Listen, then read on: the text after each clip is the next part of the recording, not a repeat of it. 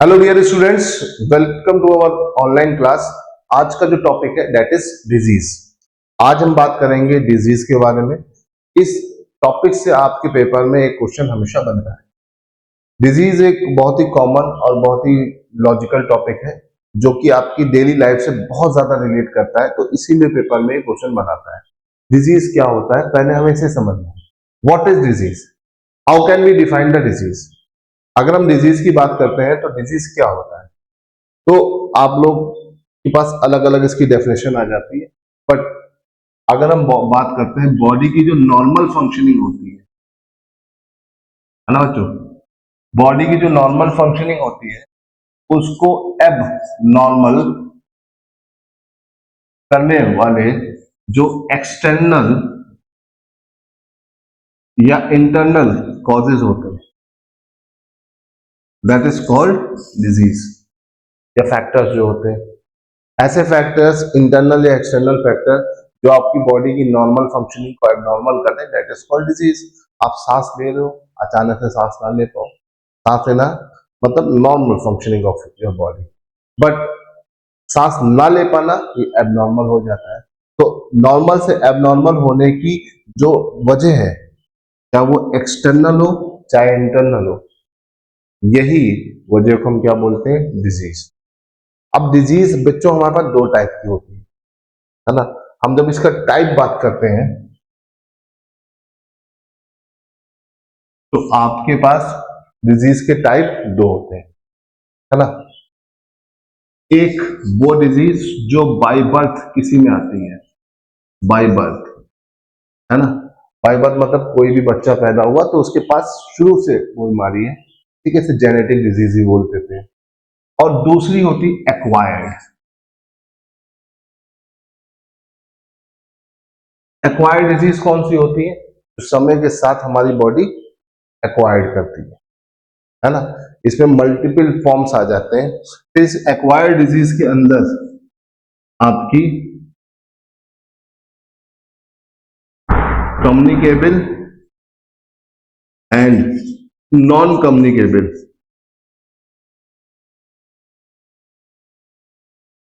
Disease आ जाती है। इसे आप इन्फेक्शियस या नॉन इन्फेक्शियस डिजीज की कैटेगरी में भी रखते हो, है ना। तो आपकी कम्युनिकेबल या नॉन कम्युनिकेबल डिजीज या इन्फेक्शियस या नॉन इन्फेक्शियस की जो कैटेगरी है वो भी यहीं पर आ जाती है।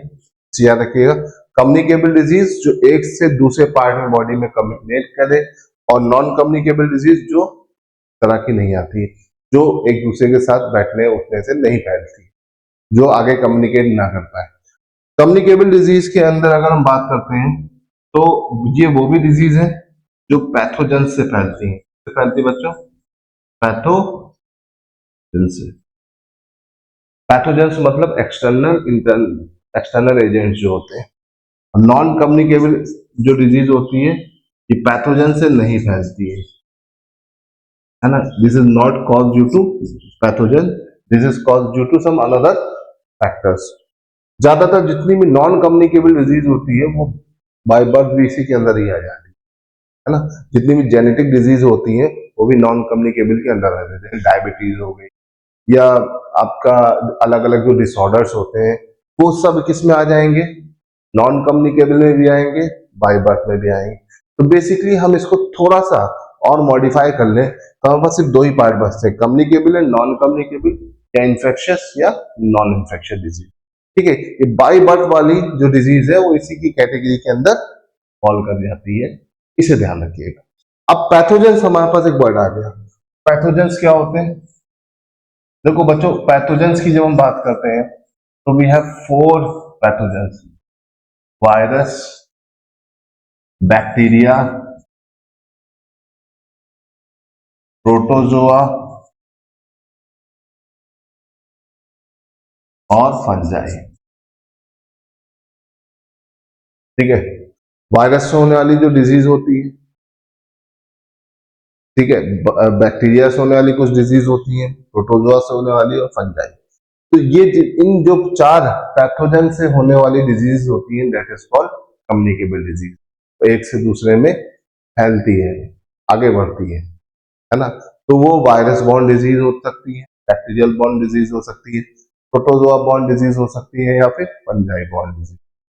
अब ये डिजीज कौन सी होती है, कैटेगरीज क्या है, पेपर में आपके क्वेश्चन यहाँ से पुट हो सकते हैं, पूछे जा सकते हैं। तो इसको आपको समझने की जरूरत है बच्चों, और इसको जितना आप समझेंगे आपके लिए उतना बेहतर होगा। तो इन्हीं को पहले हमें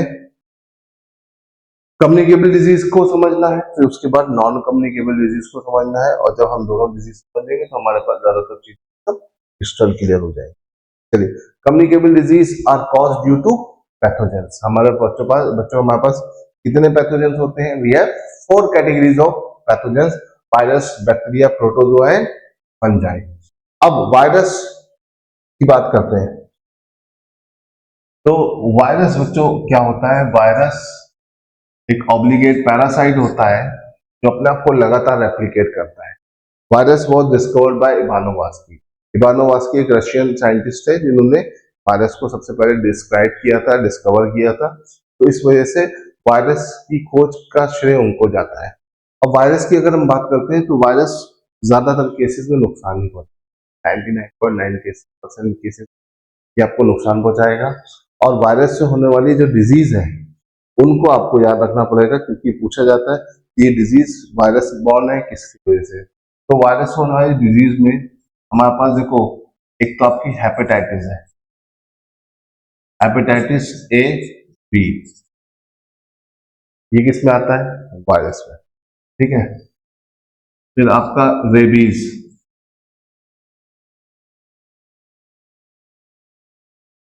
आपका जो रेबीज होगा बच्चों वो भी इसी में ही आ जाएगा, किसमें? वायरस से होने वाली डिजीज की कैटेगरी में फॉल करता है रेबीज।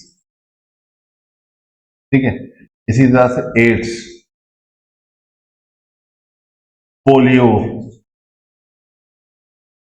ठीक है, ये बच्चों किस कैटेगरी की डिजीज है? सब वायरस वाली डिजीज है ना।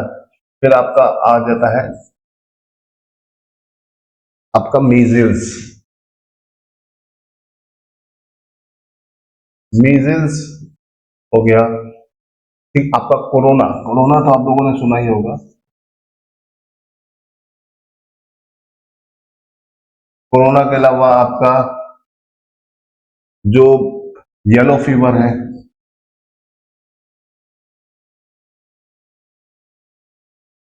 डेंगी या डेंगू। ठीक है, बहुत कॉमन डिजीज है। तो बच्चों ऐसी बहुत सारी डिजीजेस हैं जो वायरस बॉर्न होती हैं, लेकिन आपके पेपर में अक्सर आती है। तो आपको ये ध्यान रखना पड़ेगा, है ना। आपका एक डिजीज है, आपकी जो डिजीज बहुत कॉमन डिजीज है आपकी चिकनगुनिया।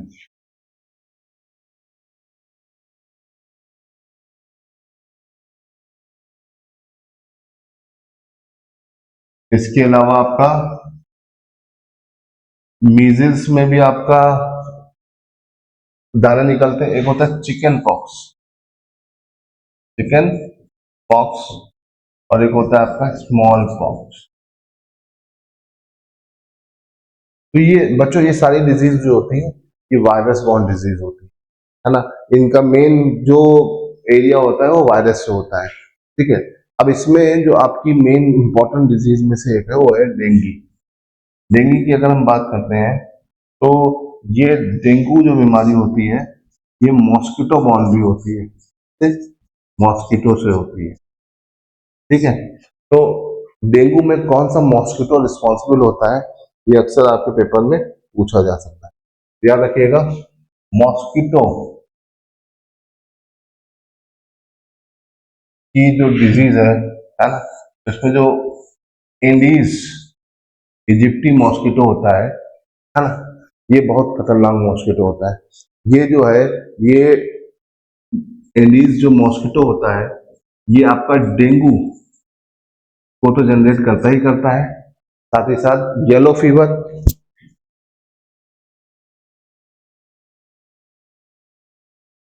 और आपका चिकनगुनिया। बच्चों इन तीनों बीमारी का एक ही मीडियम है, मॉस्किटो। कौन सा मॉस्किटो है? एंडीज। एंडीज इजिप्टी एक मॉस्किटो होता है। ठीक है, ये मॉस्किटो अगर आपको बाइट कर ले तो वो आपको इन तीनों में से कोई भी डिजीज आपकी बॉडी में कम्युनिकेट कर सकता है। ये तीनों डिजीज वायरस बॉर्न होती है। और एडीज जो मॉस्किटो होता है बेसिकली ये आपकी बॉडी के ब्लड को इन्फेक्ट करता है। और नॉर्मली याद रखिएगा, खून पीने का और काटने का काम कौन करता है? फीमेल। मतलब फीमेल मॉस्किटो से मेरी बात हो रही है, ना कि आप फीमेल लड़कियों की बात कर रहे हैं। ठीक है, क्योंकि आप लोग के दिमाग में चलता है कि खून पीने का काटने का काम हमेशा कौन करता है? लड़कियां। नहीं, ऐसा नहीं है। यहाँ पर देखिए, यहाँ पर मच्छर में अगर हम बात करते हैं तो वो आपको कौन मच्छर बाइट करता है? मेल? बिल्कुल नहीं, हमेशा फीमेल मच्छर बाइट करता है। आपके कान के पास जो मच्छर भिनभिना रहा होता है ना बच्चों, वो जो होता है वो होता है आपका मेल।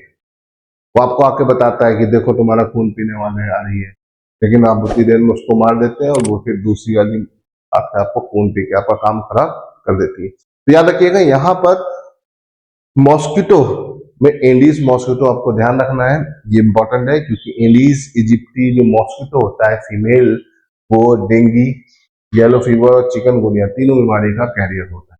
और ये तीनों बीमारियां किससे कॉज होती है बच्चों? वायरस से। वायरस से होने वाली बीमारी हेपेटाइटिस है। हेपेटाइटिस में आपका लीवर इन्फेक्ट होता है। Rabies basically dogs bite, monkey bite या कोई भी रोडेंट एनिमल है उनकी बाइट से होता है।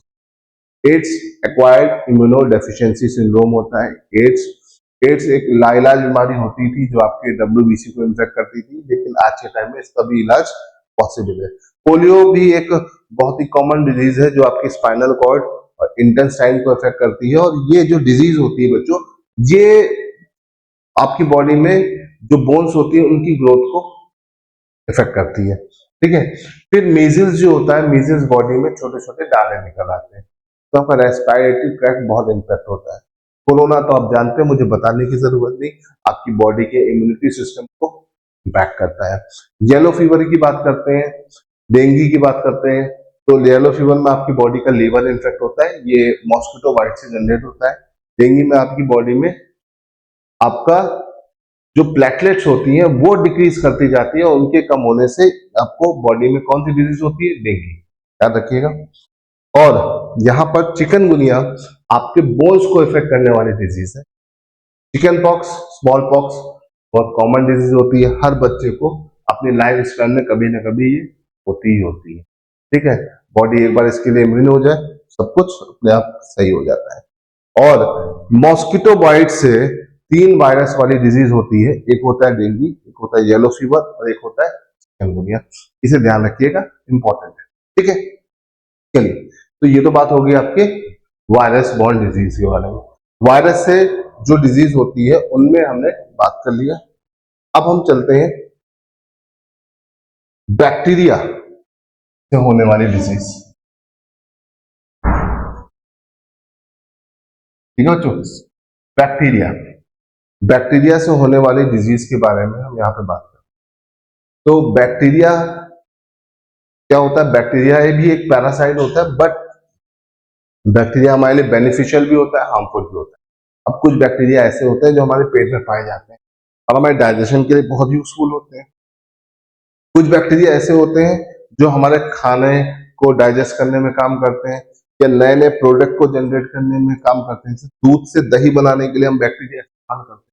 तो बैक्टीरिया हमारे लिए यूजफुल भी है बच्चों, और बैक्टीरिया हमको डिजीज भी दे रहा है ना। और बैक्टीरिया को डिस्कवर किया था एंटोनी वॉन ल्यूवेनहॉक ने।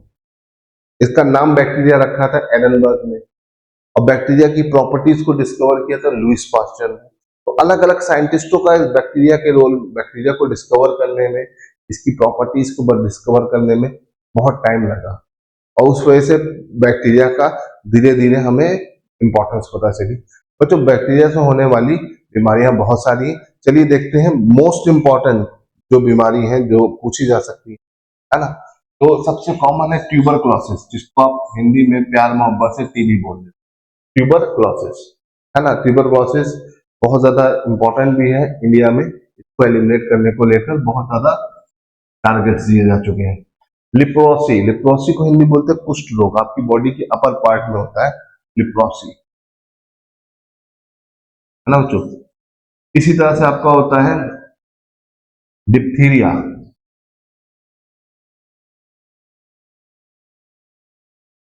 एक होता है पर्ट्यूसिस, पर्ट्यूसिस, ठीक है। एक होती है आपकी टिटनेस,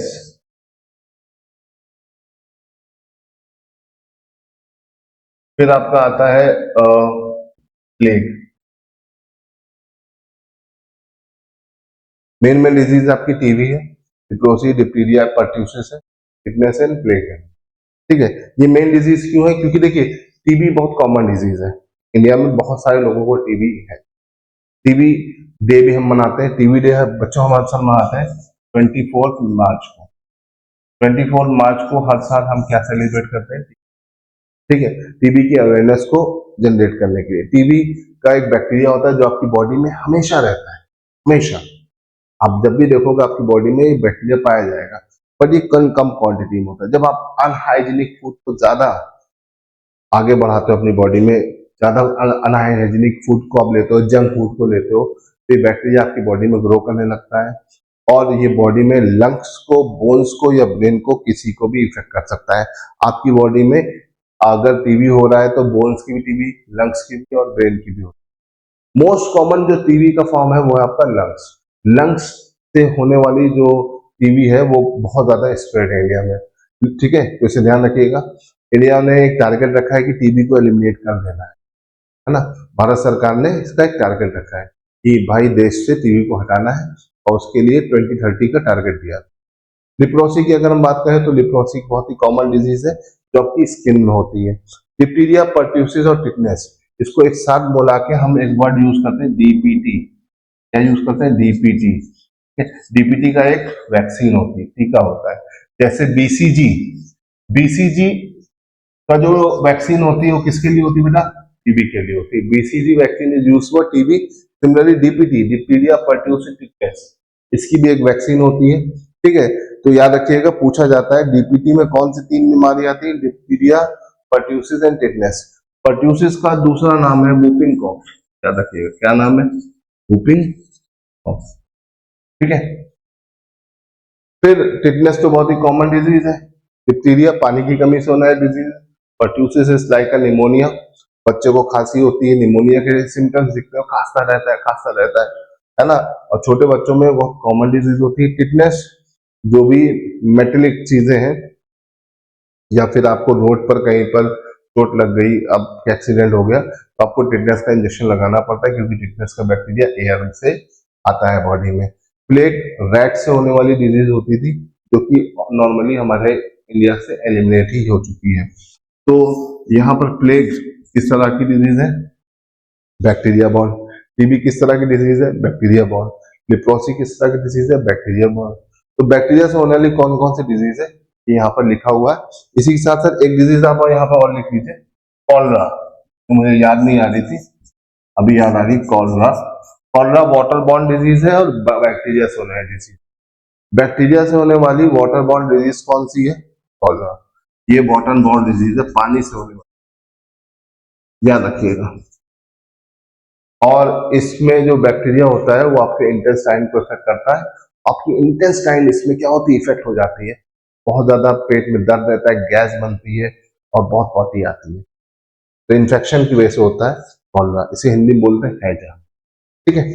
इसे ध्यान रखिएगा। चलिए, तो हमने बैक्टीरिया देख लिया बच्चों, वायरस देख लिया, है ना। अब आते हैं आपका प्रोटोजोआ की तरफ। प्रोटोजोआ, प्रोटोजोआ पैरासाइट होता है ना। वो इस बीमारी को लेके आता है, इसके कैरियर बहुत सारे हो सकते हैं। प्रोटोजोआ से होने वाली जो सबसे कॉमन डिजीज है दैट इज मलेरिया।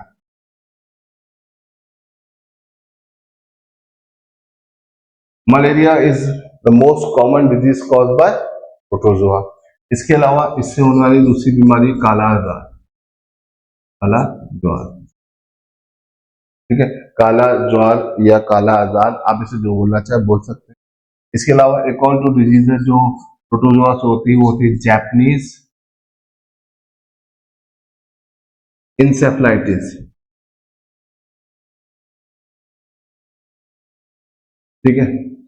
तो ये सारी बीमारियां बच्चों प्रोटोजोआ से। मलेरिया एक फीवर होता है। नॉर्मली मलेरिया किससे कॉज होता है? आप नॉर्मली वायरल बताते हो, नहीं, malaria is cause due to protozoa. Malaria की बच्चों जब हम बात करते हैं, ठीक है, तो वो प्रोटोजोआ तो होता है। इसके अलावा एक डिजीज और होती है फाइलेरिया, ठीक है। ये सारी डिजीजेस जो होती हैं ये प्रोटोजोआ की वजह से फॉर्म होती है। अब देखिए मलेरिया की बात करें तो मलेरिया में आपका जो कैरियर होता है बच्चों, मलेरिया वो भी मॉस्किटो होता है। क्या होता है बच्चा? मॉस्किटो, ठीक है। कौन सा मॉस्किटो होता है मलेरिया में? एनोफिलीज। याद रखिएगा कौन सा होता है? एनोफिलीज। एनोफिलीज मॉस्किटो जो होता है वो मलेरिया को कॉज करता है, याद रखिएगा। और एनोफिलीज की अगर हम बात करते हैं, ठीक है, तो ये मॉस्किटो मलेरिया को कैरी फॉरवर्ड करता है। इस मॉस्किटो की बाइट से आपकी बॉडी में ये प्रोटोजोआ एंटर करता है और इसकी वजह से आपकी बॉडी को हाई फीवर होता है, आपकी बॉडी में आरबीसी या अलग अलग पार्ट इफेक्ट होते हैं। और मलेरिया का जो एक लौता क्योर है that is quinine. Quinine is a medicine basically use to cure malaria, याद रखिएगा। सिमिलरली अगर हम बात करते हैं आपका जापानीज इंसेफ्लाइटिस,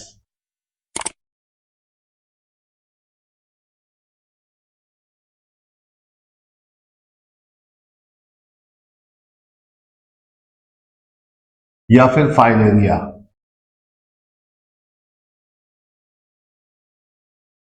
फाइलेरिया की बच्चों बात करते हैं, ठीक है। ये दोनों डिजीजेस जो है ये भी मॉस्किटो बाइट से होती है और इसके लिए जो मॉस्किटो रिस्पॉन्सिबल होता है वो होता है क्यूलेक्स, ठीक है। जापानीज इंसेफ्लाइटिस दिमागी बुखार बच्चों में बहुत ही कॉमन डिजीज हमें देखने को मिलती है और चमकी बुखार के नाम से भी फेमस है। और यूपी के ईस्ट पार्ट पर और बिहार में और बंगाल में जहां पर भी धान की, राइस की जो आपका बेल्ट है, जो राइस बेल्ट का एरिया है, वहां पे ये मॉस्किटो बहुत पाए जाते हैं। और ये मॉस्किटो जो कैरियर होते हैं इन दो डिजीज का, कौन सा? जापानीज इंसेफ्लाइटिस और फाइलेरिया का। जापानीज इंसेफ्लाइटिस की बात करते हैं बच्चों तो इसमें बुखार चढ़ता है।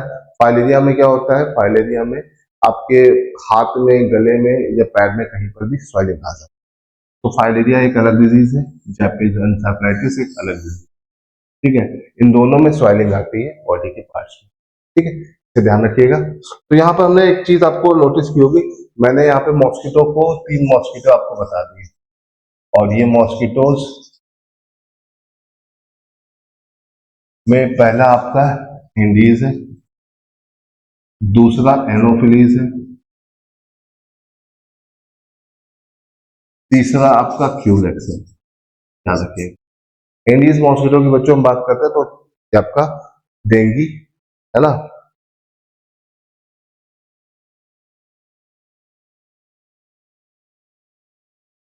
डेंगी, येलो फीवर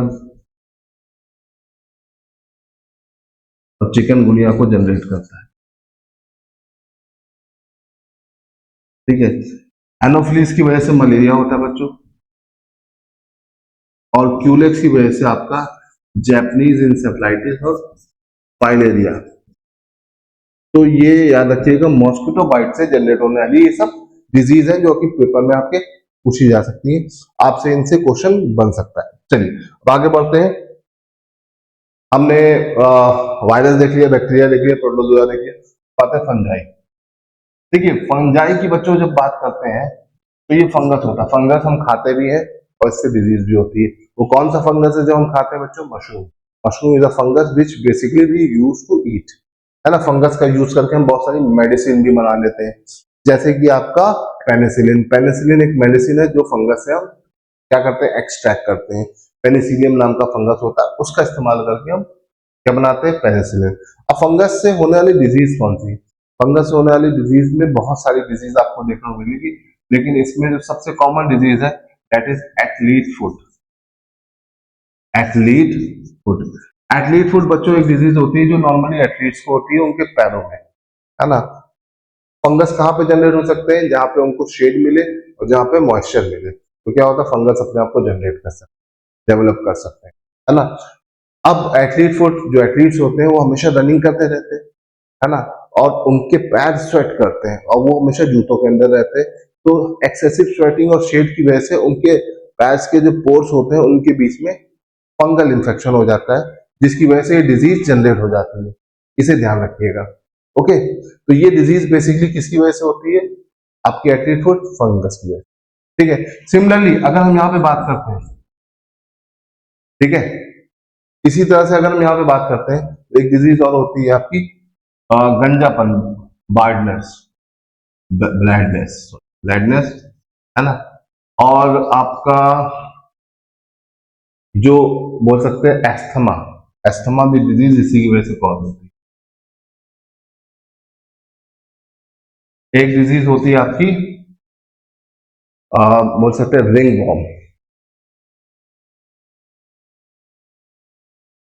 वो भी इसी की वजह से कॉज होती है। तो याद रखिएगा, फंजाई से होने वाली हमारे पास 4 डिजीज है, इनमें से कोई भी आपके पेपर में पूछी जा सकती है, इसे याद रखिएगा। देखिए, इन शॉर्ट मैंने आपको बहुत आसान तरीके से इन कम्युनिकेबल डिजीज को बताया। कम्युनिकेबल डिजीज बच्चों कितनी होती है? 4 होती है, वायरस से, बैक्टीरिया से, प्रोटोजोआ से, फंजाई से।